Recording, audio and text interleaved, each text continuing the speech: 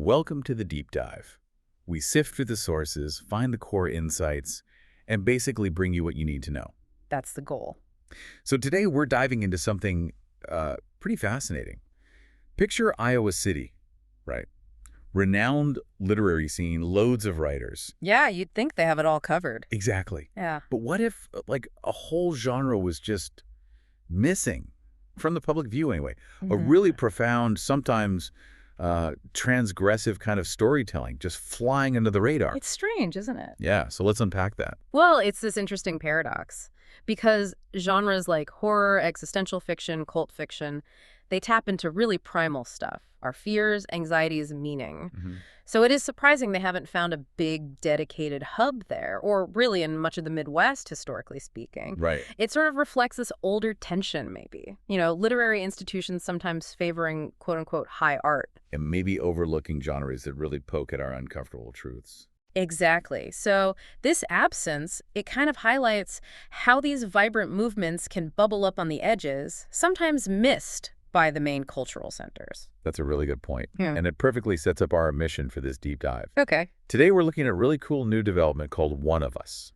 It's a new literary showcase, and it's launching specifically to bring horror, existential fiction, and cult fiction right into the Iowa City spotlight. Filling that gap we mentioned? Precisely. We want to understand the why behind it, what it's actually offering, and maybe most importantly, what this all means.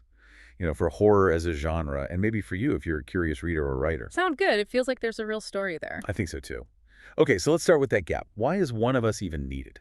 Right. The specific context. Well, Ira Rat, he's an Iowa City horror author, and he founded One of Us. He didn't really pull any punches. He just observed a significant gap in horror events in Iowa. Pretty direct. Yeah, and the numbers back him up. Last year, only 2 horror events in the whole state. Wow. Only 2. And get this one was part of an anime convention. Okay. And it got discontinued after just 1 year. Oof.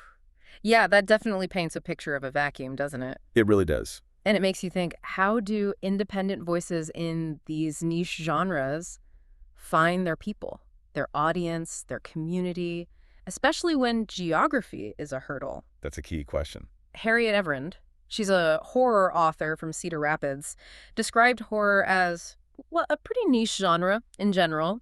And she talked about having to travel often quite far just to connect with other horror writers. She mentioned a conference in St. Louis Yeah. where most of the writers were actually from the coasts, not the Midwest. So they're having to really seek each other out. Exactly. It shows that even with, the internet connecting everyone, there's still this deep need for actual physical places for these communities to gather and, well, thrive. That really speaks to a hunger for connection, right? Like these writers are almost nomads searching for their tribe. Yeah, that's a good way to put it. And Sam Richard, he owns Weird Punk Books up in Minneapolis. He definitely felt that. Said for a long time, it was pretty lonely up here for horror fans in the Midwest. I can imagine. But he's seen things change. He said, over the last few years, it has gotten bigger. It seems like there's more hunger for it than there used to be. So there's a shift happening. Yeah. It's almost like, an underground music scene that's been simmering. Well, now it's starting to break through. Exactly. Building steam, finding its audience. That kind of organic growth is always exciting to see. Definitely. And that ties right back to Ira Rat's core reason for starting One of Us. It sounds really simple but powerful. I'm just trying to get a community together. Just building that space. Yeah. A real tangible space to celebrate the weird, the independent, the really personal stuff happening at the edge of the literary map, as he put it. I like that phrase, edge of the literary map. Me too. So, okay, that's the why. How is One of Us actually making this happen? Let's get into the details of the debut event. Right, the practical stuff. So the first One of Us showcase, it's set for Saturday, September 6th, runs from 12 noon to 4 p.m. Okay, good block of time. And it's at Public Space 1. That's 538 South Gilbert Street in Iowa City. Got it. And maybe the best part for people just curious, admission is totally free. Oh, that's great. Really lowers the barrier to entry. For sure. And the focus is squarely on, well, horror, existential fiction, and cult fiction. Those genres that often live a bit outside the mainstream spotlight. So who's going to be there? What's happening? Well, it's not just a small get-together. They've got 19 invited guests and 4 presses lined up. Wow, that's a significant number for a debut. It is. plus local musicians performing, and some notable publishers coming down from Minneapolis Weird Punk Books, which we mentioned, Right, Sam Richards Press. and Curse Morsel's Press, too. And the author list is impressive names like Yeah. Paula D. Ashe, Joe Cook, Matthew Mitchell. Okay, yeah, those are definitely recognized names in the genre scene. These aren't just local folks starting out. Not at all. These are established voices. And that's important, right? Because these authors, these presses, they've actually won major awards. We're talking Shirley Jackson Awards. Which recognize that more psychological literary end of dark fiction. Exactly. And Bram Stoker awards the top prize in horror literature, even Splatterpunk Awards for the more extreme side of the genre. So, a real range. Definitely. And their work, it's appeared in big genre magazines like Fangoria, Rue Morgue, Scream Magazine. Wow. So yeah, these aren't just casual mentions. These accolades signal that One of Us isn't just, a local meetup. It's pulling in respected, recognized talent. It's tapping into something bigger. It really is. It's connecting the local Iowa scene to this wider, vital landscape of contemporary horror, elevating it. It's clear this is more than just filling a gap. It's building a serious hub. And these voices, the ones being platformed, they're part of some really interesting trends happening in horror right now. Oh yeah, like what? Well, Ira Rapp pointed out this interesting juxtaposition, he called it, between, like, really visceral, bloody books on one hand, Okay, the gore factor. and then, on the other hand, a more elevated kind of horror. He compared it to what you see in classic A24 films. Ah, that's a great comparison. That atmospheric psychological dread suggests the genre is stretching in multiple ways at once. Exactly. And that reflects a broader cultural thing, I think. You've got mainstream horror doing its thing, always reinventing itself. For sure, the blockbusters. But alongside that, there's this growing appetite for more diverse, maybe more nuanced, independent voices. Yeah. The ones pushing boundary. Right. Like Ira Ratt's own press, Filthy Loot Press, focusing on more literary horror. Precisely. And Harriet Everend mentioned this too, seeing more public interest in indie horror. People love the big names like Stephen King, obviously. But they're also getting curious. They want to see what more is out there. Looking beyond the familiar. Yeah. It signals maybe a desire for fresh takes, deeper themes, moving beyond just the scares into exploring more complex stuff. It feels like the genre's maturing in a way. Readers are seeking new things. And it's not just about the new and literary either. Sam Richard brought up something else, this push over the last few years in what people call the dark internet. The dark internet. Okay, tell me more. Yeah, it seemed to describe these online communities and aesthetics that kind of curate unsettling stuff from the early web. And there's this distinct nostalgia tied to it, late 90s, early 2000s. Oh, interesting. Like early creepypastas, maybe?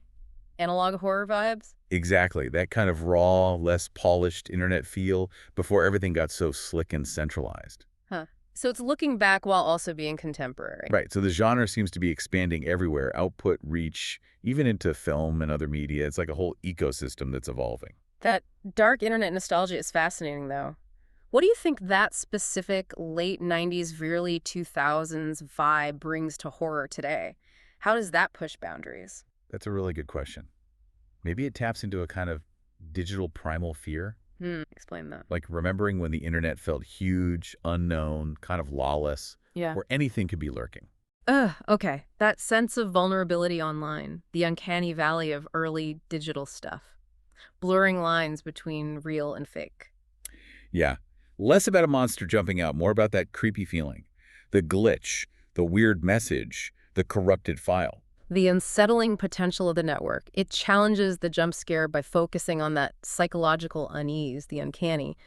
Makes horror feel very current, even while using nostalgia. Yeah, exactly. So with all these different directions, the visceral, the literary, the nostalgic, the digital, it really makes you wonder, what's the soul of horror for the people creating it? What does it mean to them personally? That's the core question, isn't it? Beyond the trends. Harriet Everend, she connects to it very viscerally. She said, I like the thrill of it, that adrenaline rush. Pure feeling. You don't know what's coming. Anything can be scary if you think about it. It's that raw, unpredictable jolt for her. And that thrill is powerful. But you mentioned Ira Ratt's take earlier, too, which goes deeper, maybe. Yeah, he had a really profound definition, called horror a transgressive genre. Transgressive? How so? He said, it subverts norms. It says what other genres can't say directly. For him, it's like a controlled environment to face fears. Ah, a safe space for unsafe ideas. Exactly. Hmm. He mentioned it started for him watching horror movies with his dad as a kid. It's about pushing boundaries, exploring darkness, but, safely, in fiction. It lets us process things, maybe, the anxieties of life, the taboos, the big scary unknowns, but within a story. That makes sense.